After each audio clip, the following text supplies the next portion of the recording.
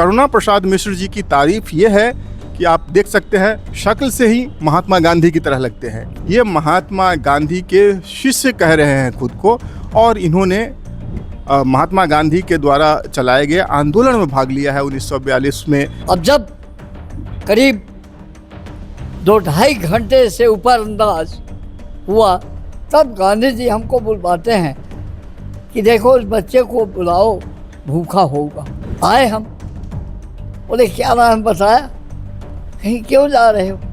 हमने कहा हमको अच्छा लग रहा है कि आप बुजुर्ग आदमी, बुढ़े आदमी, बुजुर्ग नहीं कहा, बुढ़े का। हमने कहा बुढ़े आदमी आप दौड़ रहे हो तो हमको भी शौक है कि हम आप के आगे आगे दौड़ें। अभी ऐसा समय है, कहा तो ये भी जा रहा है कि नाथूराम गोडसे देशभक्त थे। नहीं, ये मानना इनका काम है। तो नाथूराम गोडसे ये बताइए कि जब हत्यार दुनिया जानती है किसने हत्या किया कि नहीं किया, तो जब नाथूराम गोडसे हत्या किया तो हत्यारा कहा जाएगा कि देशभक्त?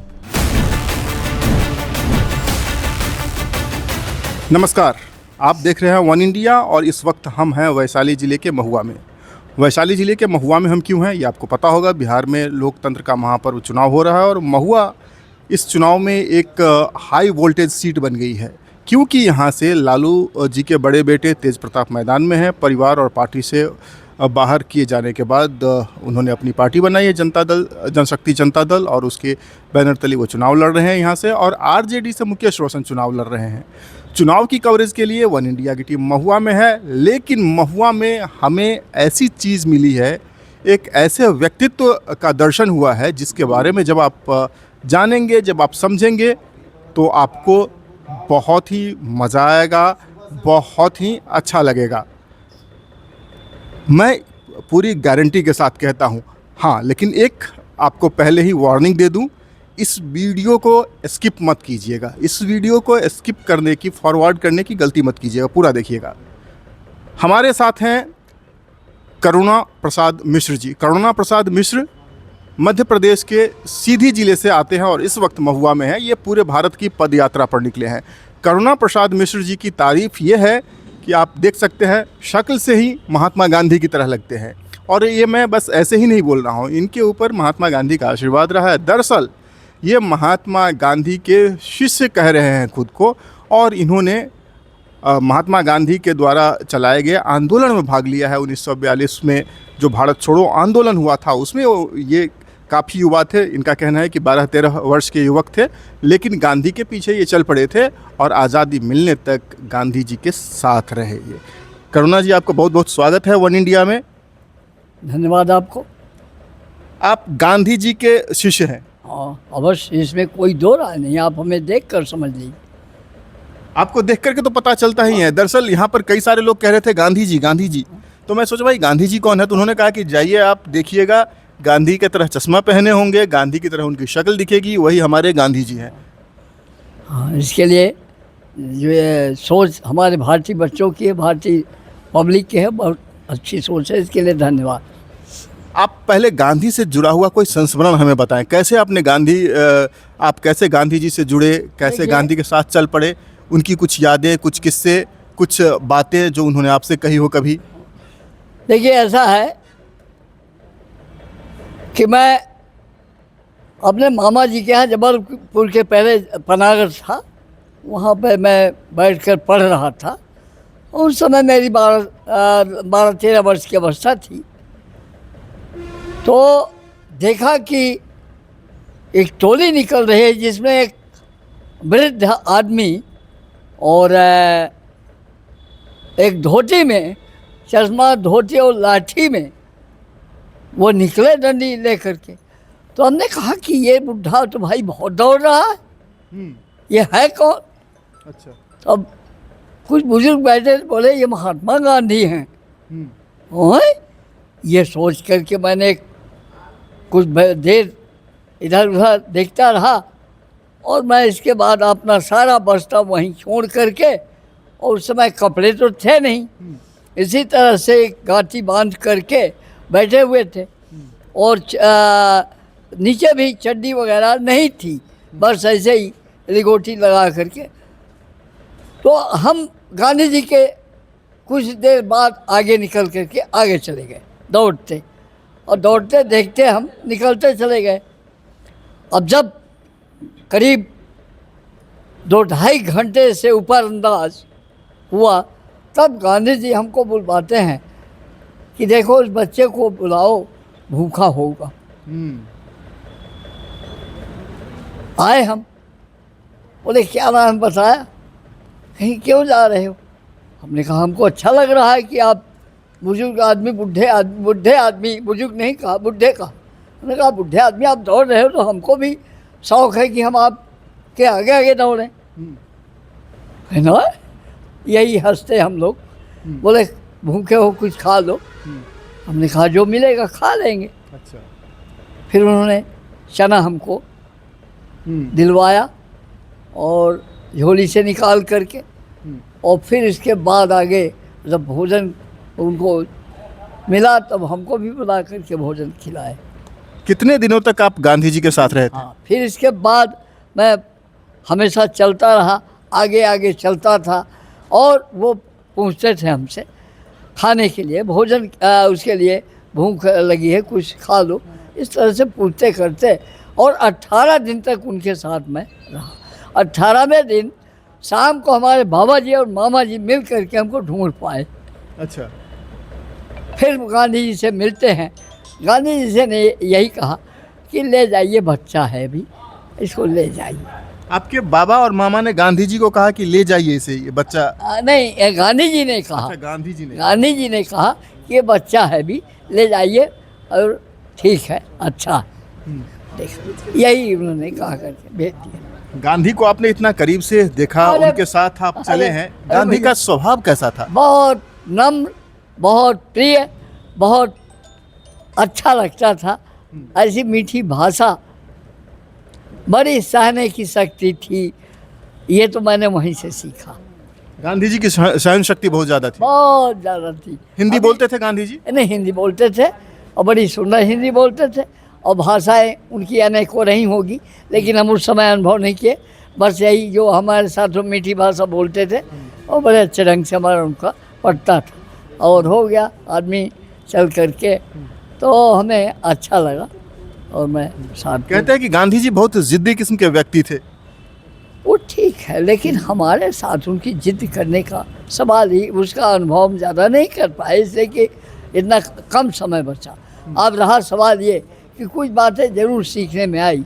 तो अब ऐसा है कि मैं इस अवस्था में भी थोड़ा उत्तेजित होकर के बात इसलिए करता हूँ, एक सिद्धांत है इसके पीछे, कि हमारे पीछे रहने वालों को ये कमजोरी महसूस हो, क्योंकि जब हम बोलते हैं तो उनमें उत्साह पैदा होता है, उनको एक शक्ति मिलती है। इसलिए हम वो बताया कि आप लोग इसे कड़वा मत मानिए, मैं गुस्से में नहीं बोलता हूँ। अच्छा। मैं इसलिए बोलता हूँ इस तरह से कि आप लोगों में एक उत्तेजित भावना हो कि हमारे सामने कोई बुजुर्ग इस तरह से चल रहा है तो मुझे कुछ करना चाहिए। इसलिए मैं थोड़ा ऊंची स्वरों से और आवाज़ में कमी नहीं आने दे रहा हूँ। ये गांधी जी कहते थे। और आपने गांधी जी की तरह ही चश्मा पहना है, गांधी जी की तरह ही आपके वस्त्र हैं, और लाठी भी आपने गांधी जी की तरह धारण किया हुआ है। ये लाठी कब से आपके हाथ में आ गया? ये लाठी तो हमारे 46-47 हमारे पास 6 लाठियाँ भी है, इसके अलावा रखी हुई। 46-47 से आप लाठी उठा रखे? लाठी उठा रखी। 46-47 में तो आप काफी जवान रहे होंगे। जवान थे, लेकिन हमको जरूरत पड़ी जब अंग्रेज जाति करने लगे और ये महसूस हुआ तो लाठी उठा लेना पड़ा। इसी लाठी से आप अंग्रेजों को अरे भगा चुके हैं। भैया बहुत कुछ हुआ है इन लाठियों से। लेकिन गांधी जी तो अहिंसा के पुजारी वो थे। ठीक है, गांधी जी थे, लेकिन अब हम लोग तो मतलब गांधी के साथ साथ थोड़ा भगत सिंह भी था अंदर। क्योंकि ये चीज़ जो है खलती थी। हम कहते हैं हम आगे सामने रोक रहे हैं बच्चों को, लेकिन बच्चों के पीछे जब कुछ हो रहा है तो क्या बर्दाश्त कर पाएंगे? बिल्कुल। तो यही बात है हम लोगों के साथ। अच्छा, करुणा प्रसाद जी, जरा अब हमें ये बताइए, गांधी जी देश को आज़ादी दिलवाते हैं। देश जब आज़ाद होता है तो गांधी जी आज़ादी का जश्न नहीं मनाते हैं, वो नौखाली में दंगा पीड़ितों की सेवा करते हैं। देश आज़ाद होने के करीब 6 महीने बाद ही उनकी हत्या कर दी जाती है। ये है तो हमारी दुर्भाग्य है। हम ऐसे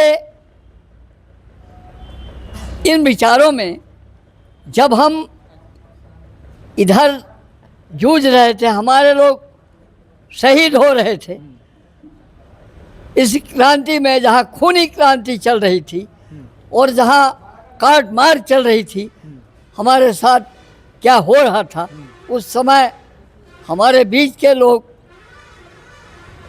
उनकी पालिश चढ़ा रहे थे और उनसे माफ़ी मांग रहे थे और उनसे जायज़तियाँ लूट रहे थे। और तो और आपने उनको जो जिसे आप आज के समय में बेडरूम कहते हैं, वहाँ ले जा कर के उनको सुलाते थे, उनकी सेवा करते थे। तो ये स्थिति उस समय थी उनकी, जिन्होंने हमारे आज़ादी के उस नायक को, जहाँ आप जश्न की बात पूछ रहे हो, तो जब आदमी स्वयं कमाता है तो उसकी कीमत वो स्वयं करता है, उसको हिफाजत से रखता है। जब आदमी बाप और बूढ़ों की कमाई पाता है तो उसमें शौक, शान और कई तरह की ऐसे आरामियत करता है। तो गांधी जी प्रमुख रूप से कोई घर से कमज़ोर तो थे नहीं, कोई ये भी नहीं था कि पढ़े लिखे नहीं थे। उनमें एक एहसास हुआ कि हमें अब कुछ करना चाहिए। तो जब सन 1885 में एक विचारधारा पे कांग्रेस बनी, वो कांग्रेस पार्टी नहीं थी, विचारधारा थी, जिसमें हमारे क्रांतिकारियों ने एक जुनून बना करके और आज़ादी प्राप्त किया। वहाँ उसमें हमारे बिहार के लोगों की विशेष भागीदारी थी। तो उस बात में बीच में रुकावट आई, क्योंकि एक अंग्रेज महिला थी जिसने उसका संचार किया। बीच में रुकावट आने के बाद यह गांधी जी जब आए तो सबसे पहले उन्होंने हिंदुस्तान के इस वीरभूमि में उन्होंने सुना कि यहाँ अन्याय हो रहा है। तो वहाँ करके 1917 में उन्होंने आपके चंपारण में, मोतिहारी में जो नील आंदोलन, नील की खेती करवाते थे और उनको मजदूरी सही नहीं देते थे, वहाँ गांधी जी आ करके और आंदोलन किया और उन्हें दिलवाया, तो उनको अधिकार दिलवाया। इस तरह से उन्होंने वहाँ किया। तो इसलिए वहाँ से यहाँ के वीरों की, यहाँ की उन माताओं को धन्यवाद जिन्होंने ऐसे वीर पैदा करके और अपनी गोदी का दान किया, उन बहनों को जिन्होंने अपने सिंदूर का अर्पण किया। इस वीरभूमि को मैं नमन करते हुए और लोगों के बीच में आया हूँ। और इन करुणा प्रसाद जी, एक बात और, जिन लोगों ने, जिस व्यक्ति ने, जिस विचारधारा ने गांधी की हत्या की, उनका मानना है कि देश के विभाजन के पीछे गांधी जिम्मेदार थे। नहीं, आपको लगता है? नहीं, गांधी जी ने विभाजन नहीं किया है। विभाजन किन परिस्थितियों में हुआ है, अब ये चीज़ जो है समझने की बात है। अब रहा सवाल ये कि लोगों को, तो अगर ऐसा ना होता तो क्या गांधी जी की हत्या करते? तो ये फांसीवादी लोग इस नीति को लेकर के उन दिनों, देखिए उस जमाने में जब कांग्रेस की सरकार थी ना, तो आप सुनते थे, आप देखते थे कि लोग मंदिरों में गाय के टुकड़े काट करके फेंकते थे, मिलते थे, और मस्जिदों में क्या पाते थे? सुअर की। तो मतलब ये प्रक्रिया इनकी लड़ाई करवाने की जो फांसीवादी लोग थे वहीं से शुरू किए थे, पहले से, आज नहीं। तो इनकी अब सरकार बन गई, ये कुछ भी कहलवा सकते हैं, कुछ भी कहलवा सकते हैं। ये तब से लेकर के आज तक। अभी ऐसा समय है, कहा तो ये भी जा रहा है कि नाथूराम गोडसे देशभक्त थे। नहीं, ये मानना इनका काम है। तो नाथूराम गोडसे, ये बताइए कि जब हत्या, दुनिया जानती है किसने हत्या किया कि नहीं किया, तो जब नाथूराम गोडसे हत्या किया तो हत्यारा कहा जाएगा कि देशभक्त? ये बताइए हमें, आप बताइए। तो हम तो नहीं मानते कि ये देशभक्त माने। ये जो है हत्यारे थे, इन्होंने हमारे नायक की, हमारे आज़ादी के नायक की, हमारे आज़ादी पर आघात पहुंचाया और ये अपने उसको फैलाया। तो ये आरएसएस का मुद्दा है और इस मुद्दे को लेकर के इन लोगों ने अपना बढ़ाया है। ऐसा हम नहीं मानते कि गोडसे देशभक्त है। देशभक्त या हत्यारा, हाँ। वो विवाद इसमें दरअसल कुछ है ही नहीं, जो है वो सामने है चीज़ें। सामने। चलिए, वो जो विचारधारा है, वो जो मानती है, उनको मुबारक हो। बहरहाल हम आपसे ये भी जानना चाहेंगे करुणा प्रसाद जी, आप मध्य प्रदेश के सीधी के रहने वाले हैं और अभी बिहार के महुआ में हैं। हाँ। ये सीधी से महुआ आना कैसे हुआ? हाँ, ये तो मैं पैदल चल रहा हूँ। मैं जब ये सुना कि बिहार में भाई चुनाव होने वाला है तो मैं उज्जैन से फिर यात्रा कर दिया यहाँ के लिए आप पद यात्रा कर रहे और हैं? आ करके और यहाँ पहुँचा हूँ। आप उज्जैन से पैदल यहाँ आए हैं? नहीं, पैदल भी आया, गाड़ी से भी आया अच्छा। और मैं यहाँ पहुँचा और पटना से झारखंड भी गया और अब लौट करके महुआ में हूँ और महुआ में इस स्थिति पे मैं देख रहा हूँ कि जो चल रहा है इसमें मैं कुछ अपनी भागीदारी निभाऊंगा और लोगों को बताऊंगा कि आपको इस स्थिति में इस समय क्या करना चाहिए। तो बच्चों को बताऊंगा, सुनने वाले मानेंगे और निश्चित मानेंगे। हम तो ये तय करके आए हैं कि निश्चित मानेंगे, उस बात को हमको कहना। तो महुआ में आपने तेज प्रताप यादव के कैंप को क्यों चुना? हाँ, इसलिए चुना कि बिहार में अगर आज के इस मानव समाज को उन्होंने किया है तो लालू यादव ने किया। लालू यादव इस समाज को उठाने के लिए कितनी बड़ी त्याग किया है उसे यहाँ की पब्लिक स्वयं देख रही है। लेकिन लालू यादव ने तो तेज प्रताप को पार्टी और परिवार दोनों से बाहर निकाल दिया है। ये उनका पारिवारिक मसला है, पारिवारिक मसले में क्यों जाए। अच्छा। हम तो ये कहना चाहते हैं कि लालू प्रसाद यादव ने अगर इस काम को किया तो उसी का खून तो है और इसमें अगर यहाँ की पब्लिक, यहाँ के नवयुवक, यहाँ की पब्लिक जनता ये सोचती है तो हिंदुस्तान में प्रथम स्थान प्राप्त करेगी। ये मेरी नैतिकता है। मैं अपनी नैतिकता को लेकर के आया हूँ और इसके जगाऊंगा क्योंकि यहाँ की पब्लिक को एक नई दिशा में जाने की ज़रूरत है जो हिंदुस्तान में एक मिसाल कायम होगा। क्योंकि लालू प्रसाद इस समय राष्ट्र के उसमें माने जाते हैं और लेकिन उनका एक पुत्र उधर मुख्यमंत्री बनने के दावेदार है तो एक तरफ एक पुत्र उनका बड़ा लड़का अपने महुआ गांव से उसी मैदान में चुनाव लड़ रहा है। ये सबसे अच्छी और इससे अच्छा सीख बच्चों को क्या मिलेगी अगर ये। लेकिन लालू जी पर तो घोटालों के भी आरोप हैं। वो ठीक है, ये वो जमानत पे बाहर हैं। घोटाले में ये बताइए क्या ये जो बीजेपी के चादर ओढ़ करके हमारे फांसीबाज लोग बैठ, हमको बताइए किसी का वो आया ईडी फीडी बाकी सबके लिए है, इनके लिए कोई ईडी नहीं है। तो ये हम बात नहीं सुन। ये जहाँ काम होता है वहीं चोरी होती है। अच्छा। हाँ, तो काम के साथ साथ थोड़ी चोरी भी ठीक है भाई, स्वाभाविक है। काम हुआ होगा। एक गांधीवादी व्यक्ति यह कह रहा है। नहीं, मैं गांधीवादी व्यक्ति हूँ लेकिन भाई सवाल ये है कि काम में चोरी निश्चित होती है। काम जहाँ होगा वहाँ खर्च होगा। अच्छा। उसे लोग चोरी के रूप में परिणित कर दिए तो अब क्या किया जाए।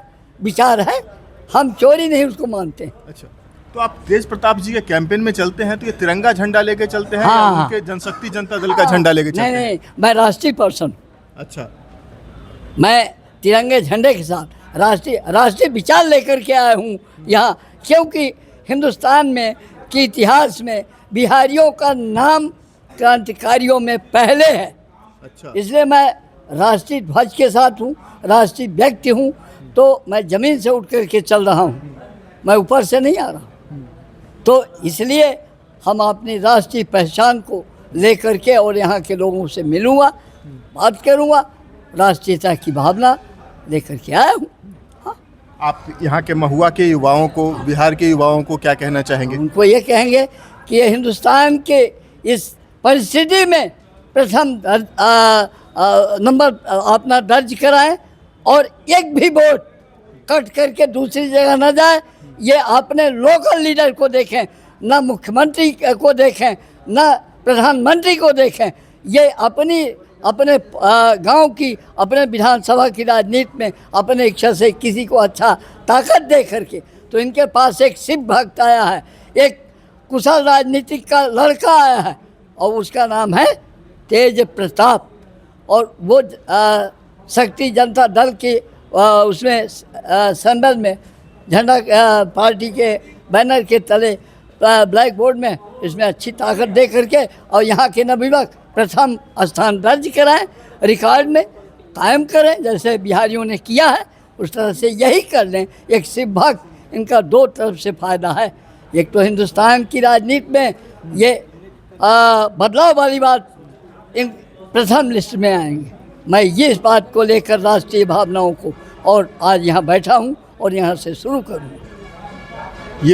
ये है हमारे साथ 92 वर्ष के युवा करुणा प्रसाद मिश्र जी। और करुणा प्रसाद मिश्र जी मध्य प्रदेश के सीधी से चलकर पदयात्रा करके अधिकांशतः बिहार के महुआ में इस वक्त हैं और ये फ़िलहाल तेज प्रताप यादव के लिए कैंपेनिंग कर रहे हैं। हमारे प्रधानमंत्री का कहना है वोकल फॉर लोकल, वही बात करुणा प्रसाद जी कह रहे हैं। आप न मुख्यमंत्री को देखें, न प्रधानमंत्री को देखें, लोकल लीडरशिप को देखें।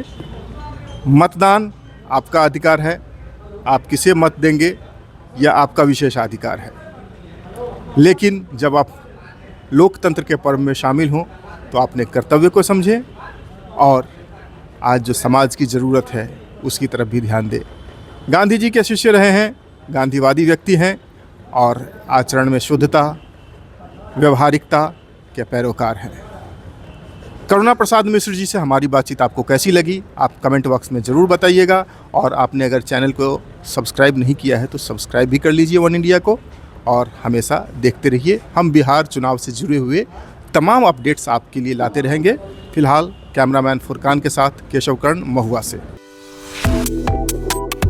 Subscribe to One India and never miss an update.